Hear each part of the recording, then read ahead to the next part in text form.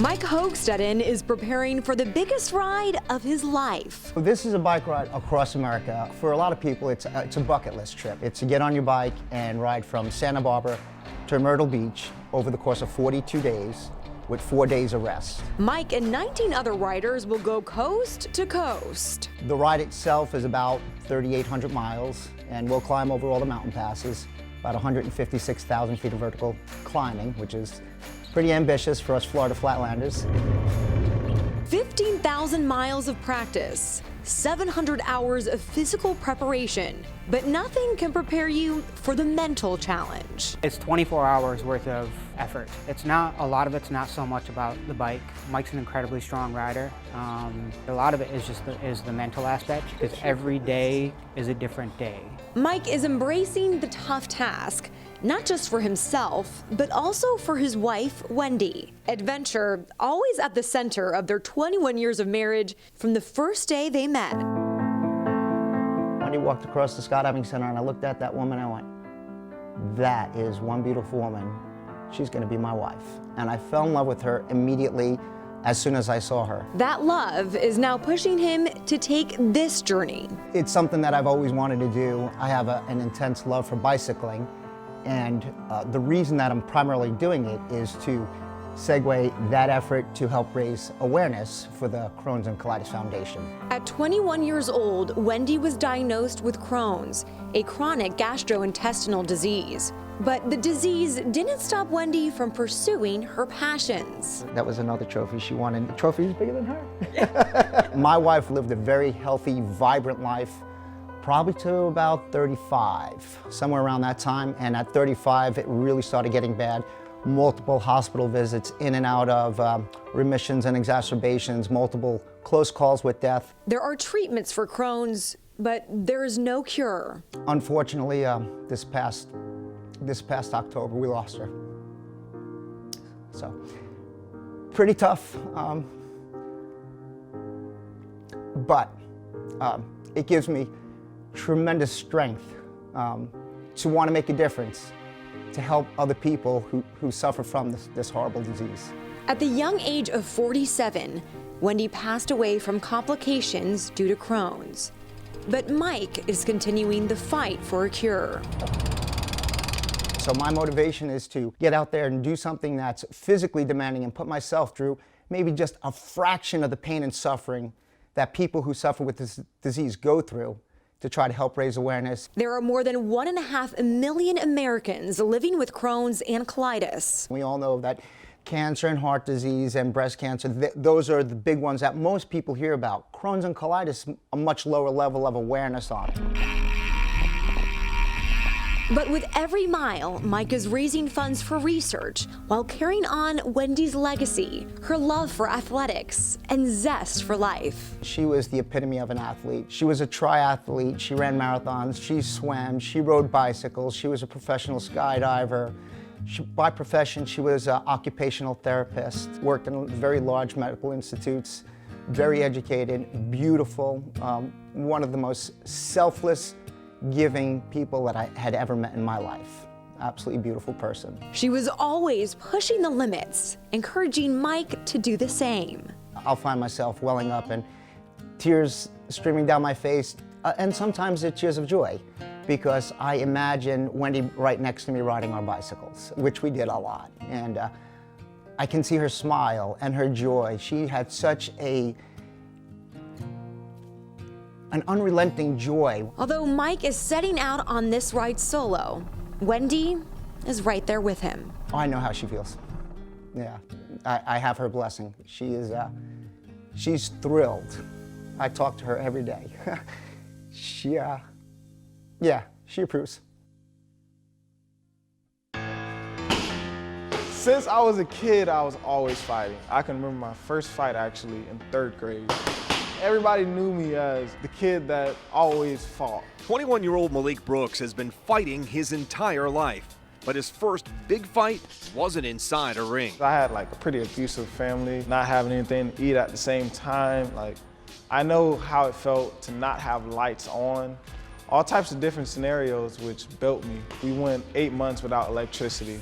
So that means no bath, no water, nothing. Just living in it, surviving, eating off canned foods. And imagine me, 13 years old, 12 years old, and I gotta survive. I gotta go do things that I don't want to do in order to survive. At 13 years old, Malik's mother threw him out of the house and he would never return. At 14, he was adopted and raised by a member of his church. And then he found boxing. I learned discipline. I learned hard work, how to, stay focused regardless of boxing, like inside of the ring, just outside of the ring, attacking all those different problems of my life. 2 years later, Malik met Corey Felton, a former boxer himself who was injured in a car accident and could no longer fight. They were working out side by side in the gym, and Felton remembers his first impression. There's something special about this kid.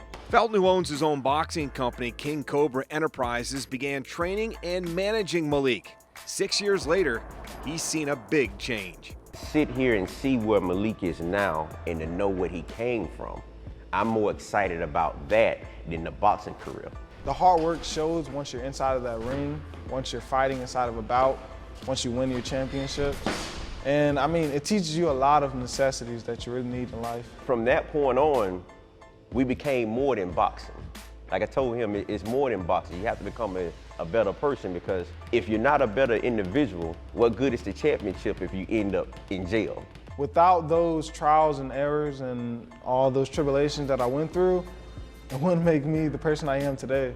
But I just use it as, okay, I was here once in my life, never gonna go back there again. The hard work the two sides put in began to pay off. In 2017, Malik won a Junior Olympics title in Plant City at 152 pounds. It was then he realized a once impossible dream now seemed possible. I've always wanted to be in the Olympics. I've always watched the Olympics growing up. I just didn't think of it as, oh, I can box and go to the Olympics, because back then that's where my head wasn't at. With 11 fights under his belt, the Wharton grad knows there's still work to be done to make that dream come true. But to accomplish that goal would be like coming full circle in his young life. If I made the Olympic team, that would, first of all, open doors.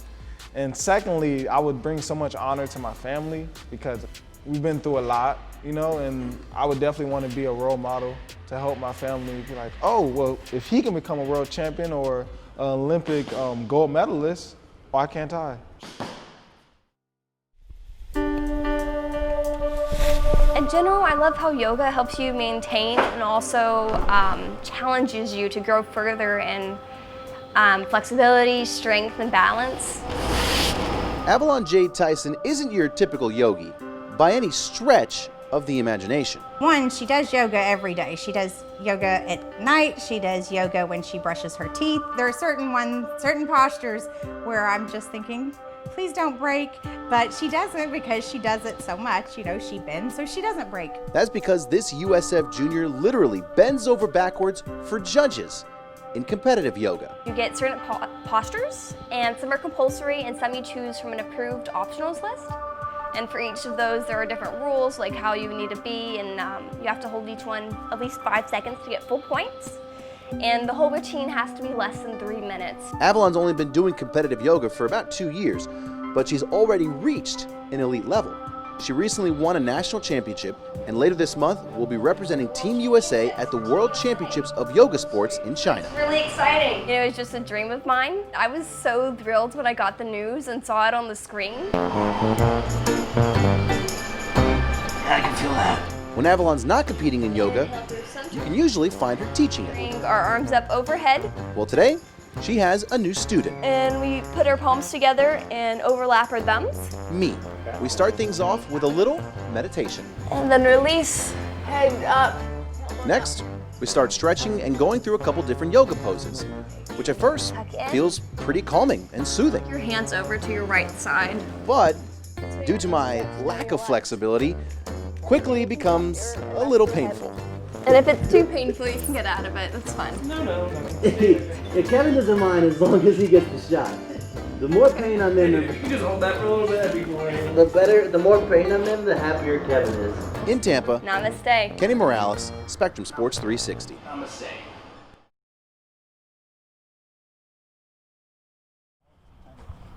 If you think golf is boring, then you haven't met Trevor Consavage. I always like to refer to myself as the Harlem Globetrotters of golf, because nobody really knows what golf trick shots are. Yes, he's the trick shot artist who hit a golf ball off Jameis Winston's head.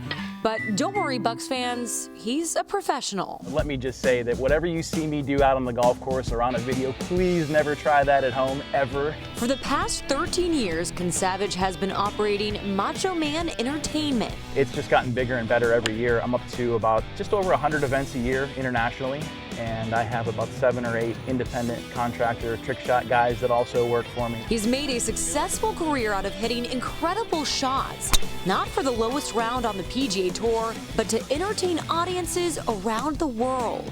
I'm a little flashy at times. It's all about jokes and content, and it's not all about trick shots sometimes.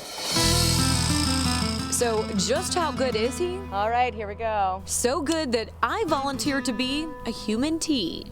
And just as impressive as his coordination is his powerful swing.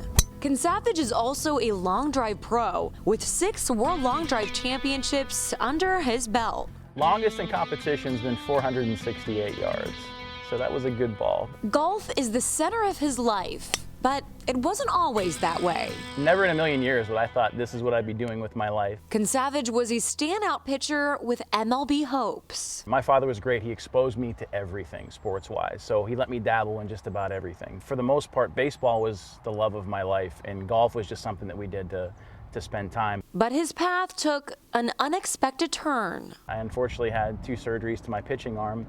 I fell into working in the golf industry, and that's when I moved to Orlando. And one of our members had taken notice of how far I hit the golf ball and introduced me to somebody he grew up with in Puerto Rico. That person was Hall of Fame PGA pro Chichi Rodriguez. He liked the distance that I hit the golf ball, but he also noticed my hand-eye coordination and thought that I would be great at doing golf exhibitions, golf entertainment, trick shots. And I didn't even know what that was at the time. See it high, let it fly. He certainly knows what they are now.